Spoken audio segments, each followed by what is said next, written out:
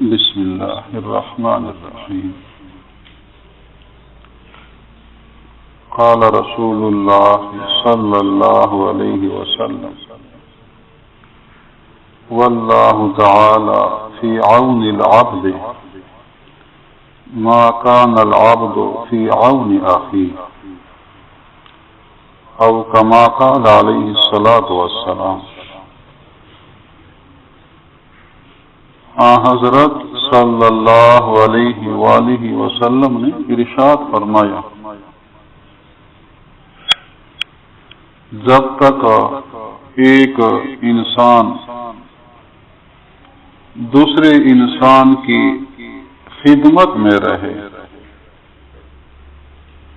دوسرے انسان کی مدد کرتا رہے، تو اللہ تعالی اس مدد کرنے والے کے ساتھ ہوتے ہیں،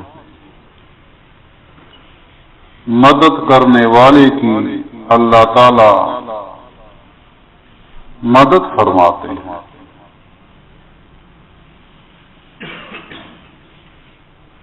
ایک انسان دوسرے انسان کے ساتھ ہمدردی میں ہے، اس کی بلائی خیرخواہی میں ہے، تو اس بلائی کرنے والے کی ہمدردی میں اللہ تعالیٰ ہوتے ہیں۔ اللہ تعالیٰ اس بلائی کرنے والے کے ساتھ رحمت اور کرم کا معاملہ فرماتے ہیں۔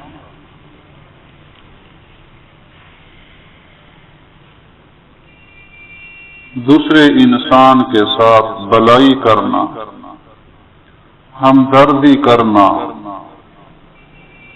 یہ نیکی ہے، عبادت ہے، اور اللہ تعالیٰ کو یہ نیکی بہت پسند ہے۔ جو بندہ کی خیرخواہی کرے تو اللہ تعالیٰ اس خیرخواہی کرنے والے کی خیرخواہی فرماتے ہیں۔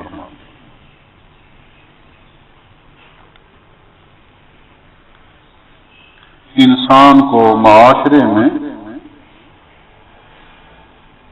دوسرے لوگوں سے واسطہ ہوتا ہے، گھر میں ہو تو گھر کے افراد سے تعلق ہے، والدین ہیں، بچے ہیں اور رشتہ دار ہیں۔ مسجد میں ہو تو پھر نمازیوں سے تعلق ہوتا ہے، ان سے واسطہ پڑتا ہے۔ بازار میں ہو تو وہاں جو لوگ ہوتے ہیں ان سے واسطہ پڑتا ہے۔ دفتر یا دکان میں ہو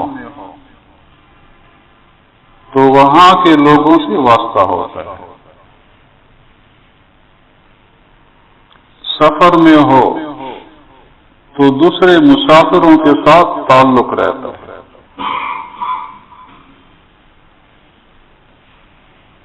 تو انسان کو زیادہ تر جو درپیش ہے وہ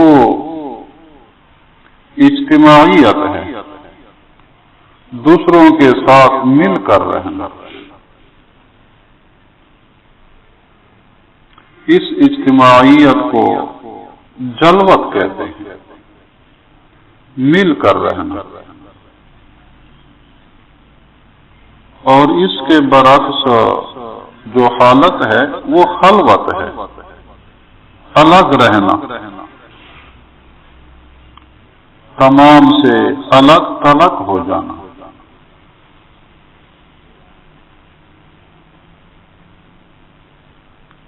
تو اصل حالت جو زیادہ پیش آتی ہے وہ جلوت کی ہے، اور خلوت یہ کم ہی ہوتی ہے، اور زیادہ خلوت منع بھی ہے کہ آدمی بالکل الگ تلگ رہے، یہ منع بھی ہے۔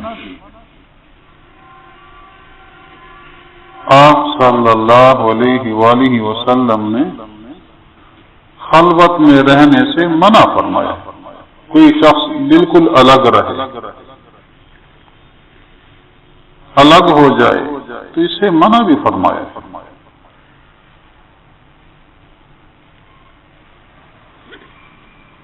تو یہ دو حالتیں ہوتی ہیں۔ پہلی امتوں میں طریقہ تھا خلوت میں رہنے کا،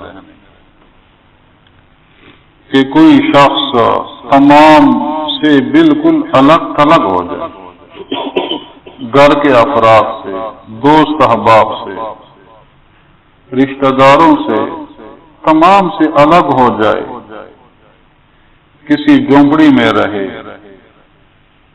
پہاڑوں کے کنارے میں رہے۔ لیکن اس امت میں یہ طریقہ نہیں ہے۔ پہلی امتوں کے اس طریقہ کو رہبانیت کہتے تھے۔ وَرَهْبَانِيَّةً ابْتَدَعُوهَا مَا كَتَبْنَاهَا عَلَيْهِمْ إِلَّا ابْتِغَاءَ رِضْوَانِ اللَّهِ۔ پہلی امتوں کے لیے یہ رہبانیت کا طریقہ تھا تاکہ وہ اللہ کی رضا حاصل کریں، الگ ہو کر عبادت کریں، ذکر کریں، اللہ کی رضا حاصل کریں۔ اس امت میں یہ رہبانیت نہیں ہے، یہ طریقہ نہیں ہے دین اسلام۔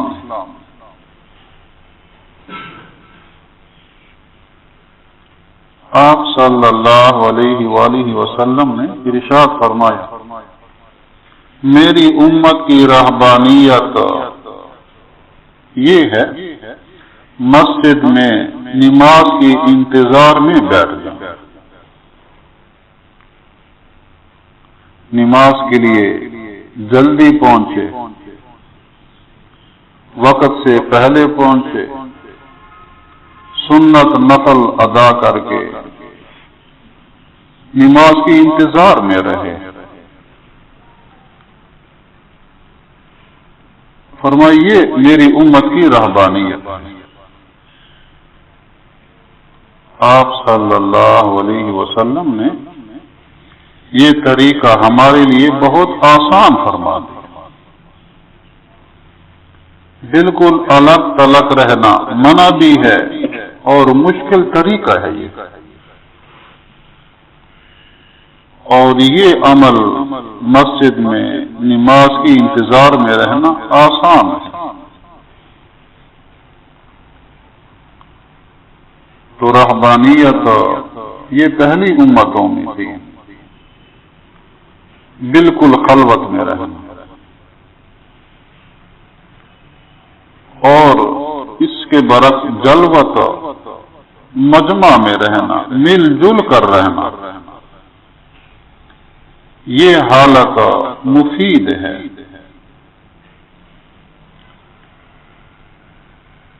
دوسرے انسانوں کے ساتھ ہمدردی خیرخواہی کا موقع بھی ملتا ہے۔ انسان کی خدمت کرنا، اس میں سلوک کرنا عبادت ہے۔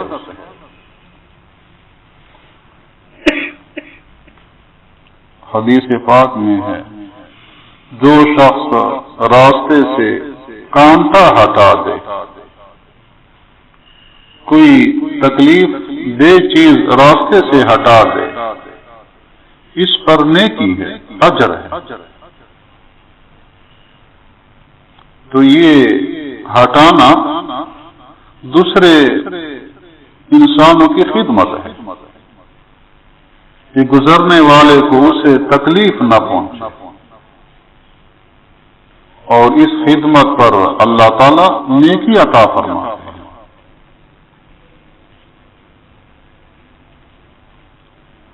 ایک واقعہ ہے کہ ایک سایہ دار درخت تھا،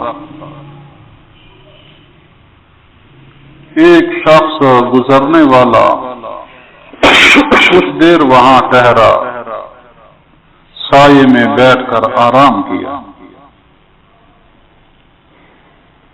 جاتے ہوئے اس نے وہاں ایک مضبوط سی لکڑی زمین میں گاڑ دی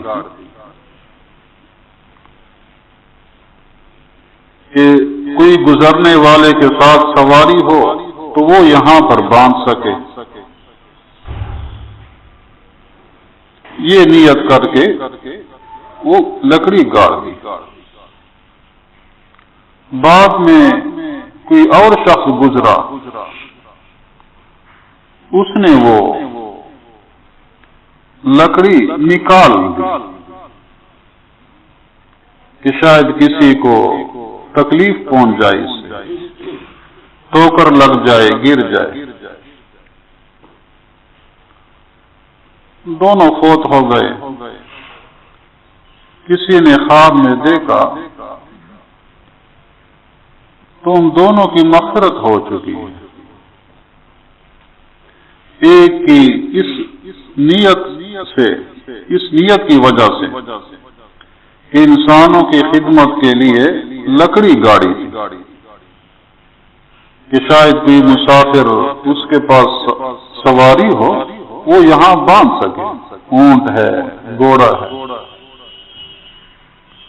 دوسری کی اس بنا پر کہ وہ لکڑی نکال لی کہ گزرنے والے کو تکلیف نہ پہنچے۔ دونوں کی نیت انسانوں کے ساتھ بھلائی کی ہے تو دونوں کی مغفرت، حالانکہ عمل بالکل متضاد ہے۔ ایک ہے لکڑی گاڑ دینا، دوسرا لکڑی کو اکیڑ دینا، عمل متضاد ہے، لیکن نیت دونوں کی ایک ہی ہے، دوسروں کے ساتھ بھلائی۔ تو نیت پر دونوں کی مغفرت ہو گئی۔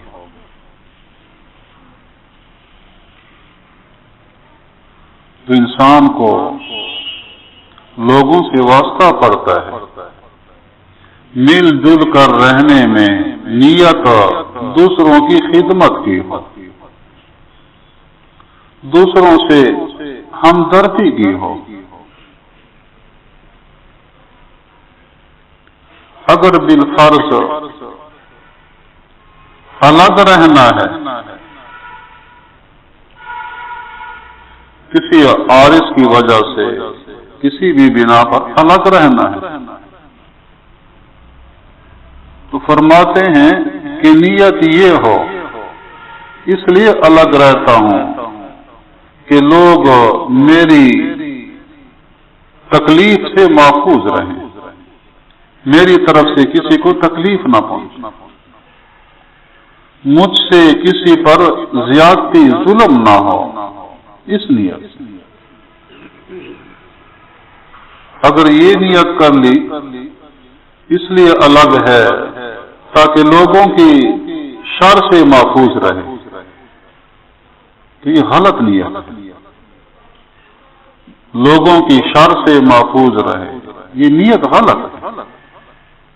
لوگوں کے بارے میں اچھی نیت رکھے، میرے شر سے محفوظ رہے، یہ نیت ہو، اور دوسروں کے شر سے بچنے کی نیت، یہ ان پر بدگمانی ہے۔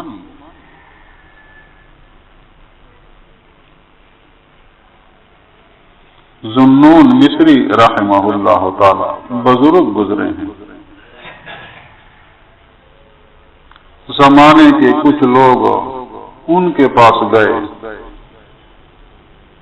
عرض کیا حضرت بارش نہیں ہوئی، کافی عرصہ ہو گیا، دعا فرما دیں تاکہ اللہ تعالی رحم فرمائے، بارش ہو جائے۔ انہوں نے فرمایا معاشرے میں ایک گناہگار آدمی ہوں، بہت ادنا گناہگار ہوں۔ جب تک میں رہوں تو میرے گناہوں کی یہ نحوست ہے، لوگ مجھے یہاں سے نکال لیں، ان پر اللہ کی رحمت برس جائے گی۔ یعنی نسبت اپنی طرف کی کہ میری کوتاہی ہے، میرے گناہوں کا اثر ہے۔ عام طور سے آدمی دوسروں کے بارے میں سوچتا ہے، فلاں کی یہ برائی ہے، فلاں کی یہ زیادتی ہے، فلاں کا یہ جرم ہے۔ اپنے بارے میں سوچ، میری یہ زیادتی ہے، میری طرف سے فلاں کو یہ تکلیف پہنچی ہے۔